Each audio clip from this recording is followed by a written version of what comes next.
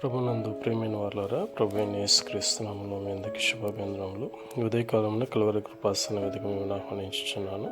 మొదటి సమూయేలు గ్రంథం 20వ అధ్యాయము 11 వచనంలో చూసుకుంటే, దావీదు రామాలోని నాయకు నుండి పారిపోయి యోనాథు తన ఎదుకు వచ్చి, నేను చేసిన పాపమేమి, నా దోషమేమి, ఎందుకని నీ తండ్రి నన్ను చంపవలనని తాత్పర్యం కలిగి ఉన్నాడు అని అడిగినప్పుడు, నా తండ్రి చిన్న కార్యమే కానీ పెద్ద కార్యమే కానీ నాకు తెలియపరచకుండా చేయడు, కాబట్టి నీ ప్రాణములకు హాని కలగకుండా నేను చూసుకుంటానని యోనాతాను చెప్పినప్పుడు, ఎల్లుండి అమావాస్య, ఆ రోజు నేను మీతో కూడా కలిసి రాజుతో కూడా కలిసి భోజనం చేయవలసిన పరిస్థితి ఉన్నది. కాబట్టి నాకు ఒక ఉపకారం చేయము, నేను బెత్లెహేములకు పోవాలని నేను బ్రతమాలుకున్నానని చెప్పము. అతడు సరే అని చెప్పిన ఎడల అది నాకు క్షేమం, లేని ఎడల అది కీడు అని నీవు తలంచి నాకు ఆ సమాచారం అందచేయవాలని చెప్పినట్లుగా ఈ విధంగా వారిద్దరూ మాట్లాడుకున్నట్టు చూస్తున్నాం. ఆమె